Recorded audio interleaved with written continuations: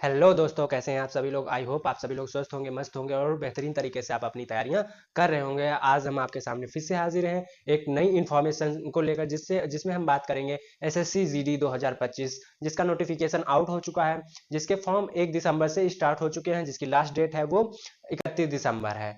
तो इसकी exam pattern है, क्या इसमें एज लिमिट रहने वाली है, क्या इसका एलिजिबिलिटी क्राइटेरिया है, क्या इसके फिजिकल स्टैंडर्ड है, ये सारी जानकारी हम इस नोटिफिकेशन में देखेंगे, इस वीडियो में हम जानेंगे। अगर आपको हमारा वीडियो अच्छा लगता है, हमारी इन्फॉर्मेशन अच्छी लगती है, तो आप हमारे चैनल वैकेंसी न्यूज टुडे को सब्सक्राइब कर सकते हैं कि जब भी हम कोई नया नोटिफिकेशन या कोई अपडेट अपनी चैनल पर डालें तो सबसे पहले आपके पास नोटिफिकेशन पहुंचे। चलिए हम देखते हैं अपने इस इन्फॉर्मेशन बुलेटिन में हमें क्या क्या बताया गया है।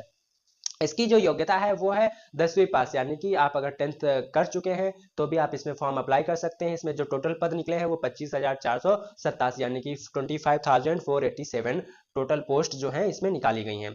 ये तो इसकी हम पूरी जानकारी देखने के लिए हम इसके नोटिफिकेशन के बारे में देखेंगे। सबसे पहले अगर हम बात करें इसमें इसके नोटिस में, जो इन्होंने ये नोटिस रिलीज किया है कि इसमें इन्होंने क्या क्या जानकारी, इस नोटिस में हमें ये बताया गया है कि इस एप्लीकेशन फॉर्म की जो स्टार्टिंग डेट है वो 1 दिसंबर है एंड इसकी जो लास्ट डेट है वो 31 दिसंबर है। ठीक है, इसमें जो last date of time of making online fee payment वो हमें 1 जनवरी बताया गया है। 1 जनवरी 2026 तक आप इसमें पेमेंट कर सकते हैं। इसका फी पेमेंट जो है वो आप 1 दिसंबर तक कर सकते हैं। एंड अगर आपकी किसी भी कॉलम में कोई गड़बड़, कोई मतलब गलत इंफॉर्मेशन उसमें फिलअप हो जाती है तो उसको आप करेक्ट कर सकते हैं। कब? 8 जनवरी से 10 जनवरी के बीच आप करेक्शन विंडो ओपन होगी। उस करेक्शन विंडो में जो भी आपकी गलतियां हुई हो, उन सभी गलतियों को आप फिर से फिलअप कर सकते हैं। ठीक है, जिसके लिए आपसे एक एक्स्ट्रा फी लगाई जाएगी। कंप्यूटर बेस्ड एग्जाम होगा। इसकी जो टेंटेटिव डेट्स है वो कब तक है?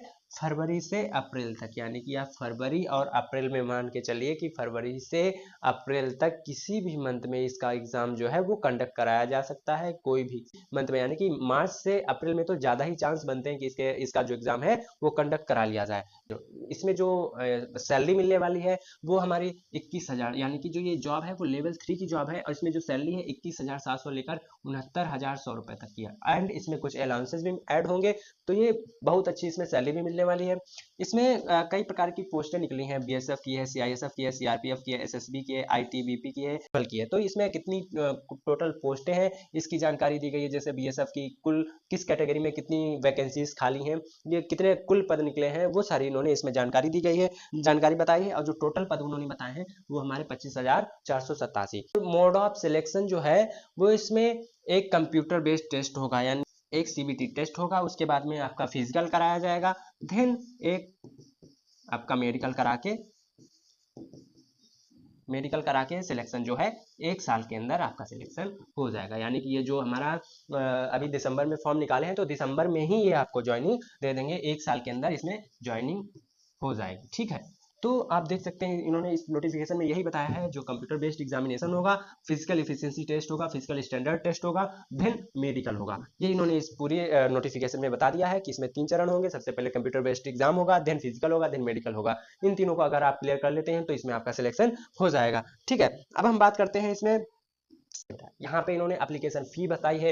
एप्लीकेशन फी है जो वो कितनी है? 100 रुपीज। किसके लिए? अनरिजर्व के लिए, अनरिजर्व के लिए, ओबीसी के लिए एंड ईडब्ल्यूएस के लिए। ईडब्ल्यूएस के लिए जो मेल्स हैं उनके लिए 100 रुपीज फीस बताई गई है। और किसी भी कैटेगरीज की गर्ल्स हो या एससी एसटी वाले स्टूडेंट मेल्स हो या फीमेल्स हो, उनके लिए किसी भी प्रकार की कोई फीस यहाँ पर नहीं रखी गई है। एज लिमिट है वो 18 से 23 वर्ष अनरिजर्व के लिए, एंड ओबीसी के लिए इसमें 3 वर्ष की छूट मिलेगी, एंड एसटी एंड एससी के लिए इसमें 5 वर्ष की छूट मिलेगी। जो ओबीसी वाले अभ्यर्थी हैं वो 18 से 26 वर्ष के होने चाहिए, एंड जो हमारे एससी एंड एसटी कैटेगरी के जो हमारे स्टूडेंट्स हैं वो 18 से 28 वर्ष के होने चाहिए। ठीक है, तो इसमें एससी एंड एसटी को 5 वर्ष की एंड ओबीसी को 3 वर्ष की रिलैक्सेशन फीस में रिलैक्सेशन ऑफ एज बताया गया है। अब हम बात करते हैं इसमें अगले एलिजिबिलिटी की। तो इसमें जो एलिजिबिलिटी है वो हमारी मेट्रिकुलेशन, यानी कि the candidate must pass matriculation, यानी कि 10th क्लास का एग्जामिनेशन आपने पास किया हो। आप अगर 10th किए हैं तो आप इसमें फॉर्म अप्लाई कर सकते हैं। ठीक है, इसमें कुछ सर्टिफिकेट का, सीसी का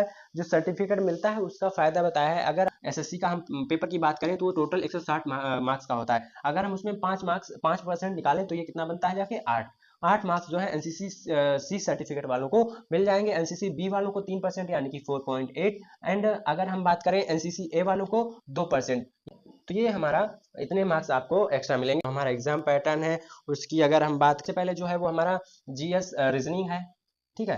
देन उसके बाद में जीके है एंड मैथ है, फिर उसके बाद में हमारी हिंदी हो सकती है या इंग्लिश, आपके चॉइस पे डिपेंड है। सबके जो नंबर ऑफ क्वेश्चन होंगे वो 20-20 होंगे एंड जो एक क्वेश्चन होगा वो 2 मार्क्स का होगा, तो यानी एक क्वेश्चन जो है वो 2 नंबर का होगा। टोटल मार्क्स जो है वो 160 बनेंगे, ठीक है। इसमें निगेटिव मार्किंग जो है वो हमारी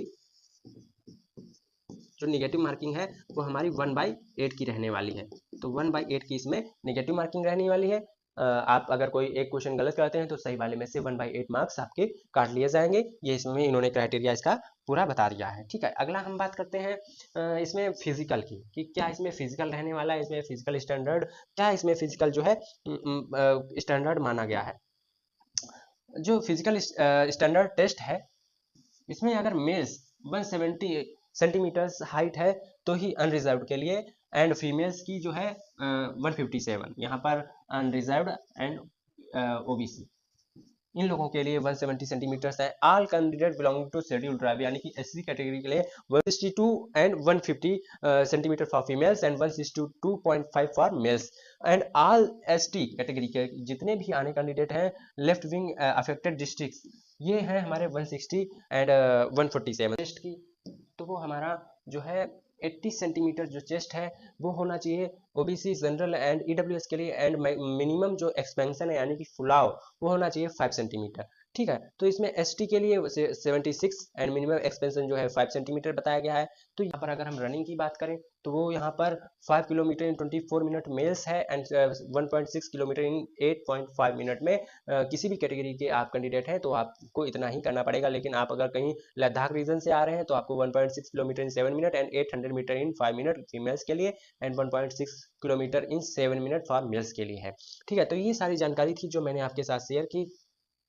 इसके अगर आपको ये जानकारी हमारी अच्छी लगी हो तो आप हमारे साथ जुड़ सकते हैं। हमारा चैनल है वैकेंसी न्यूज़ टुडे। हम इस चैनल पर जितनी भी नोटिफिकेशंस आती हैं, जितनी भी जॉब रिलेटेड अपडेट्स आते हैं वो हम अपने चैनल पर तरीके से हम आपके साथ शेयर करते हैं। अगर आपको हमारा वीडियो अच्छा लगे तो आप हमारे चैनल वैकेंसी न्यूज़ टुडे को सब्सक्राइब कर सकते हैं, अपने दोस्तों के साथ शेयर कर सकते हैं, लाइक कर सकते हैं। मिलते हैं नेक्स्ट वीडियो में, तब तक के लिए धन्यवाद।